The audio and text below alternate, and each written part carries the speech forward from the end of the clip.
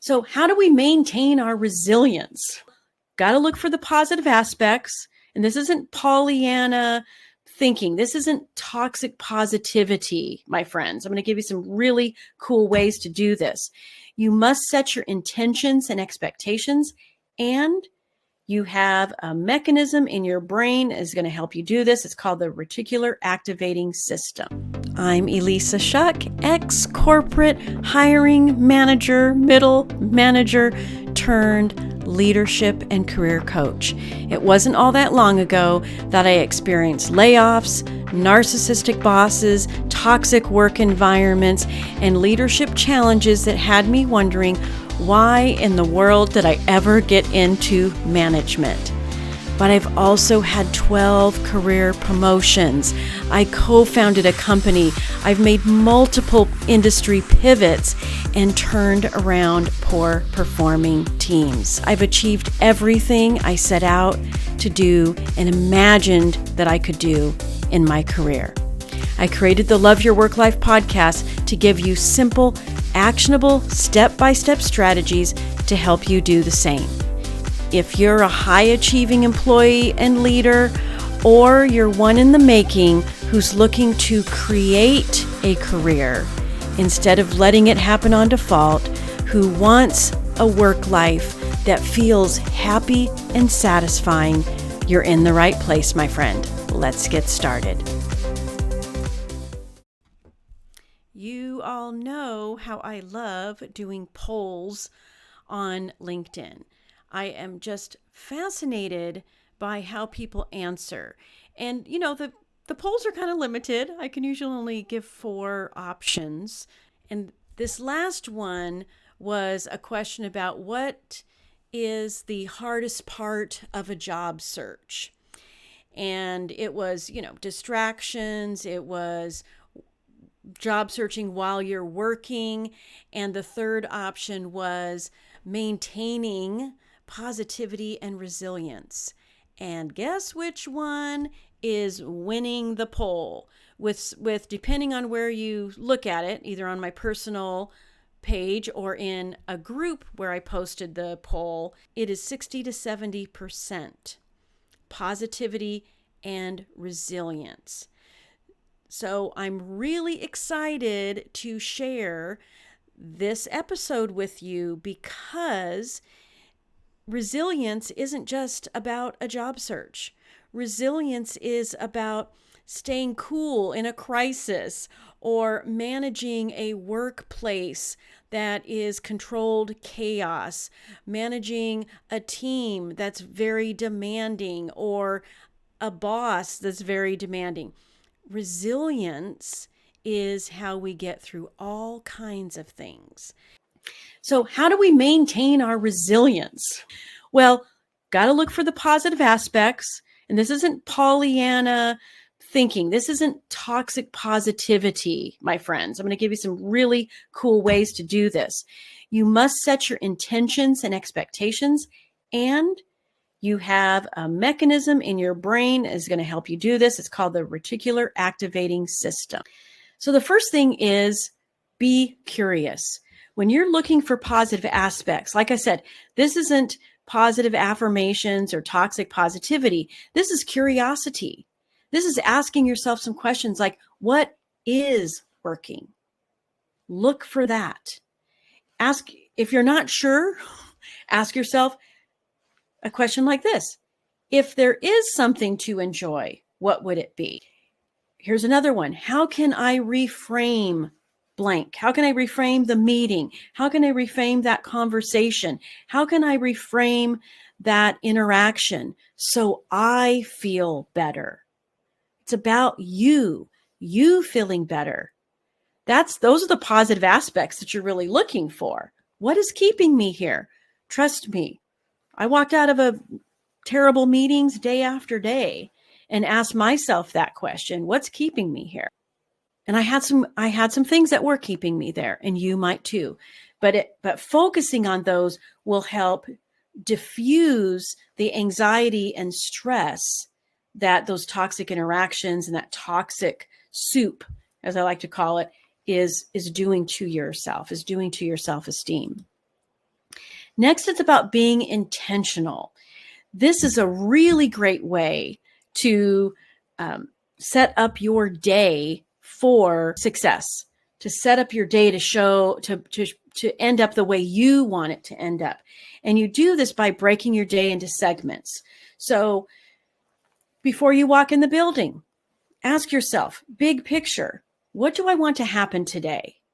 Think about it, ponder it for a few minutes. If you've got a few minutes before you get out of your vehicle, then have a notebook with you and write it down. What do I intend to happen? Wanting something and intending are two different things. Intending something and expecting something, that's another level. So it's the same topic, but you're walking yourself through these three levels of that topic. Here's an example from, something completely non-work. Say you want to go on vacation. I want to go on vacation. I want to go to Disneyland. So what do? You start planning. You start intending for it to happen because you're doing some research. You're looking up the cost. Should we drive? Should we fly? How much it costs to get into the park? All those things. That's intent. Once you finalize that intent in your plans and you buy the tickets, what's happening next? You're expecting. You are going. It is going to happen. This is a way that you can help train your brain to experience the feelings in advance of a great day, of a great meeting. And I say, break it into segments. Do this for every little thing that happens throughout the day. Anytime you go into a new segment of your day, reading emails, go through this exercise, because trust me, toxic can happen in an email too, right? You know that as well as I do. So do this exercise, because here is what I know is nothing happens between you and you unless you transfer the belief and enthusiasm. That's what you're really trying to do. You're trying to sell yourself. A sale is a transfer of belief and enthusiasm. So you might have to sell yourself a little bit. And this is a perfect way to do that. And now be smart. This is about using your brain, your reticular activating system. It's a network of neurons located in the brainstem that, among other functions, act as a gatekeeper for sensory information. It filters incoming stimuli to prioritize significant inputs and prevent sensory overload. What you focus on is what you see and what you experience. That is the job of your reticular activating system. If you want to spend a little bit more time there, you could Google this. There are tons of articles on it. Hey, even go to Perplexity AI. That's one of my new favorite AI research tools, because it'll give you citations. If you want to put it in, you can go read articles. Mel Robbins talks about the reticular activating system. And one of the things she does is every day she says to herself, to prove her reticular activating system is working, is that I want to see hearts all day long. I'm going to be aware. I'm going to focus on hearts and I'm going to see hearts, and it works. Another really great way that I've seen in my own life, and you might have too, is once you decide to buy a new car, it's a big purchase. You're doing a lot of research. You're focusing on it. You've picked the color, you picked the car, make and model. And it's something that you're pondering and you're focusing on. You're putting a lot of energy in your brain towards that. Well, guess what happens pretty quickly after you give it some focus? You start seeing that car everywhere. That is your reticular activating system. Those cars were already there. It's just the filters change. You told your brain this is important to me. So your brain turned off certain filters, opened other ones up, and now it's showing it to you. So it could be a car, it could be a handbag, it could be anything. When you focus on it, your brain starts showing it to you. That's why when you start looking for the positive aspects, that's why when you start doing those segmented intentions during the day, you will start feeling better because your brain will start showing you the things that help you feel better. Here's the thing. A lot of people will tell you, oh, just take action. You'll feel more confident. You'll build your resilience. Like confidence comes from actions. No, it doesn't. Confidence comes from your thoughts. It doesn't come from experience. It doesn't come from a track record of success. It doesn't come from other people validating you. Your confidence comes from what you are thinking about any given circumstance. This is where some of the life coaching comes in when I'm coaching clients, because they're coming into a session having all kinds of thoughts. They don't value me. This is terrible. I don't know how much longer I can take it. I feel like I've got a ceiling that I can't break through. Those words are narratives, thoughts running around in your brain, and they're not conducive to confidence. But here's the coolest thing. I've been studying the map of consciousness of Dr. David Hawkins. And this was like this boom, mind-blowing bit of knowledge that I got from him. Our power comes back at neutral.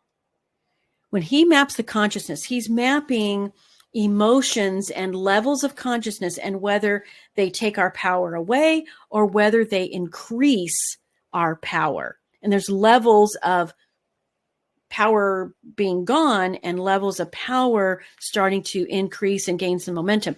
And you get your power back at neutral. So that's what I said. You don't even have to have these like super positive, everything's rainbows and butterflies kinds of thoughts. You just have to say something like, it's not about me. I know what I'm doing. I've got this.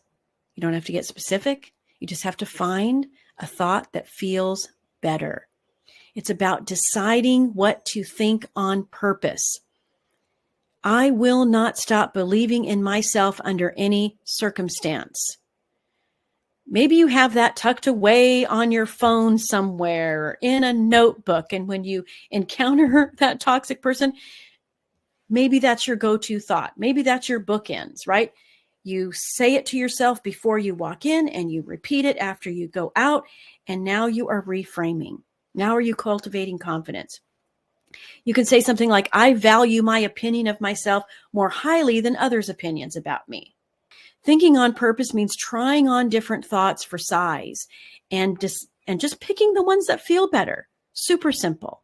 And then the ones that feel good, write them down. Put them on a sticky note. Look at them often. Remind yourself how awesome you are. And here's why thoughts are so important. Because thoughts create feelings, feelings motivate actions, and actions produce results. So if you're thinking a thought that doesn't feel good, you will never be motivated to take action to do the thing. And don't fool yourself. Inaction is still an action. It's just passive. It's still a choice that you're making. When you're avoiding action, pay attention to the feeling behind it. What am I feeling? I feel defeated. Okay, I feel defeated. What am I thinking that's making me feel defeated? When you identify that thought that's making you feel a certain way, that's preventing you from taking action, you can choose a new intentional thought to create a better feeling that drives the action, the resilience, all the things. A great quote from Viktor Frankl comes to mind here. When we are no longer able to change a situation, we are challenged to change ourselves. This is a man that was in probably one of the worst situations in our history. None of us in our lifetime will ever experience anything as harsh as he did, but the lesson is there.